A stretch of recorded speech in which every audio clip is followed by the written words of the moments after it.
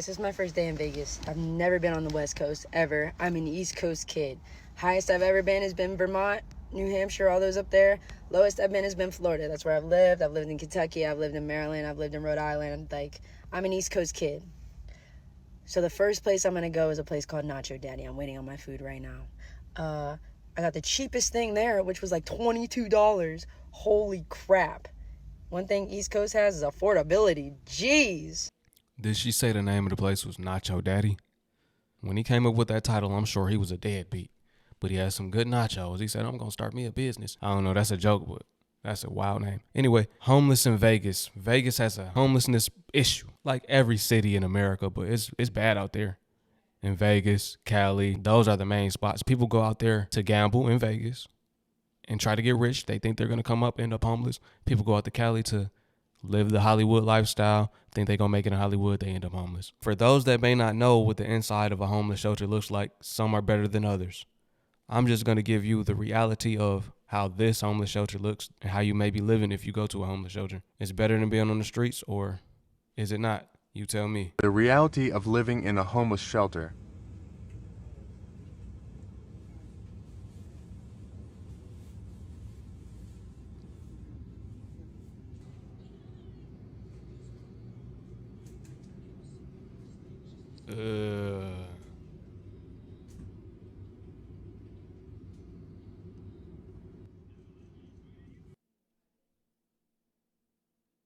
That looks like, what's the name of the prison that doesn't lock you down completely? It's like everybody in one room.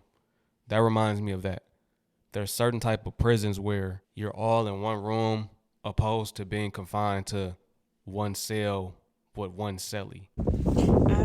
Honestly and truly just at the point right now where I would rather just go stay at a shelter.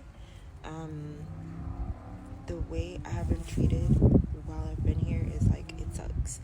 I constantly feel like I'm unwanted here and that I'm a burden.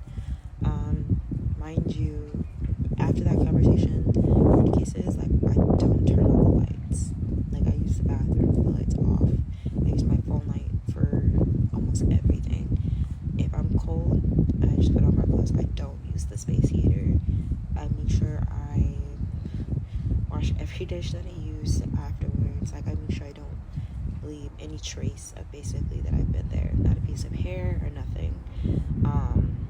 I just try to make sure basically I'm invisible.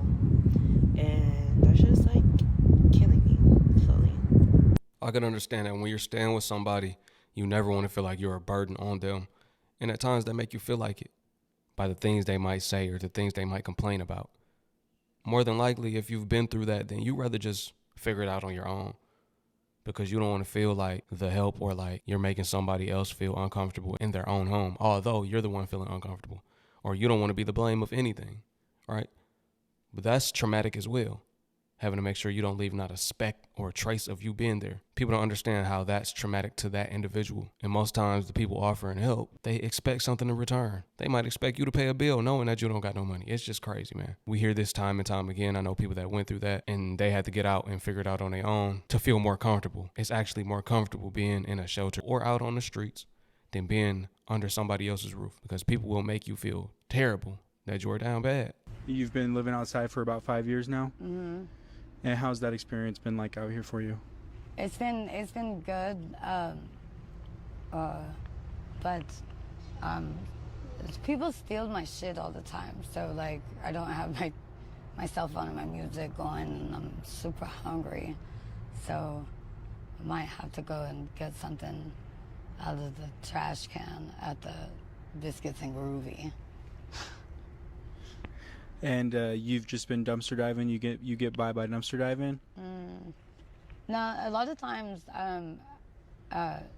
well, there's certain camps that I can go to where there's like there's 7-Eleven, and then other times I can talk to like Pete Terry's. At Pete Terry's, they give me you can get free refills of soda, and they'll usually give me a burger, but I have to be nice.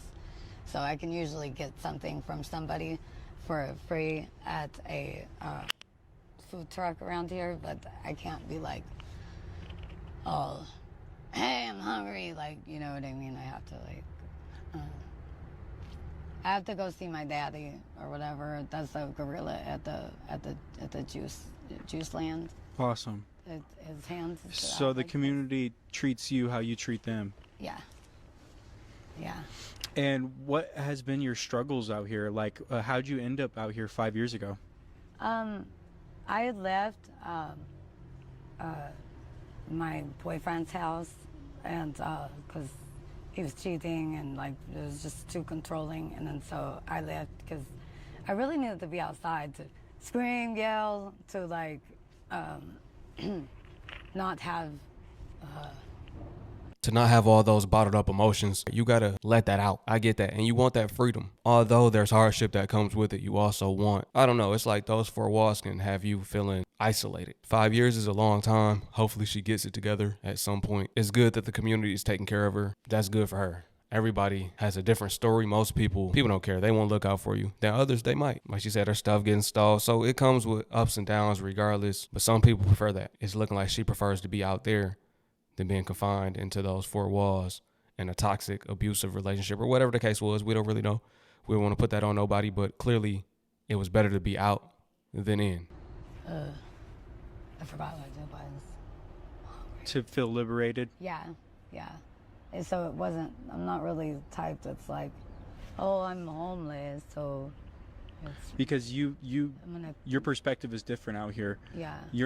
This is your home. Yeah. And so it's been a struggle just making that clear that this is my home. I am at home. And then the other people out here not feeling at home.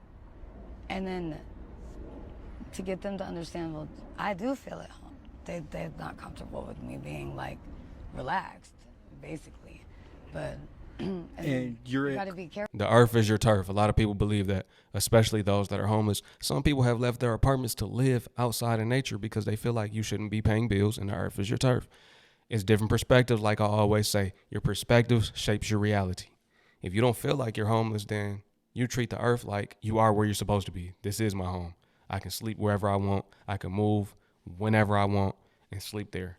Right? You got beach bums and people like that enjoy being on the beach and finding seashells and selling those to tourists in places like Jamaica or tourist locations. You know, it's all different ideologies for different things and different people, different strokes for different folks. Careful with if you care for them or not. Erica, my thing is at your home that you feel that is home, you're in almost at a constant threat. Yeah.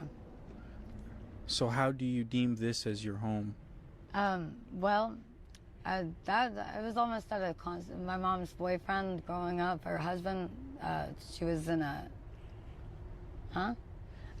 it was a really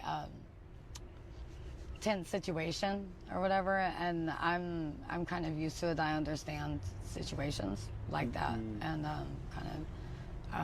I'm learning to communicate too, in a manner of like. That's respected by the law. That's, Your survival out here is your ability to communicate. Yeah, and to stay, and I'd say just being, like, I like making sure that if I make sure that I'm happy and satisfied, and I'm going and getting the things that I need, and I'm good, then.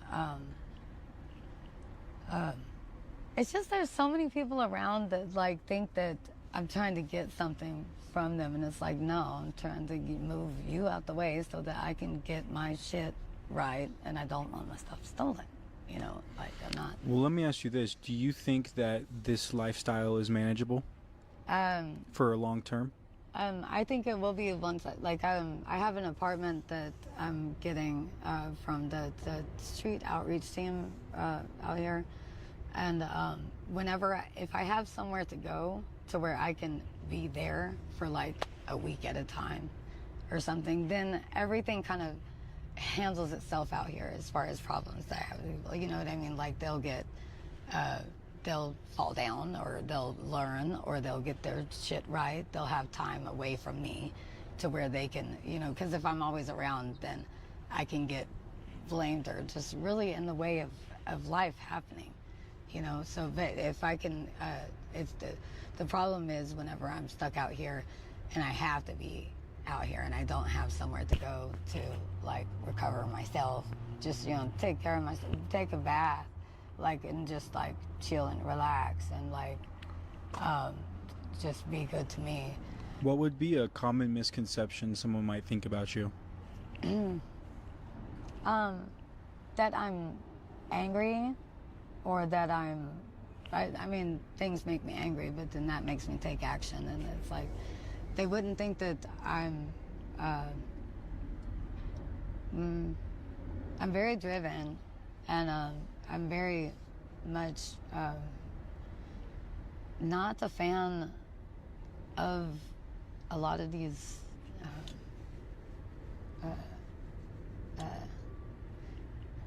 it's like the grown men out here have disappointed me. It's like just ugh. But I don't really know. They don't really know me. They never really got a chance to know me. Like, a lot of people, they're absorbed in their fears and their own survival stuff or ego stuff and insecurity. It's like, I'm not here for them, you know? Like, I'm here for me. And then whoever's like me or vibes with what I've got going on, then they'll find their way to me. Erica, It feels like the feeling of like there's a lot of times it's like I'll be tired, but it'll feel like after like a hard day's work type of tired, but it's like ready for for my rewards to be mine. you've been living. You can tell she got a lot of brain fog. It may be to a lack of malnutrition. Her thoughts are kind of unclear. I don't know if she an addict or not, or if that's just what 5 years of being put through the ringer will make you look like. Okay, one thing.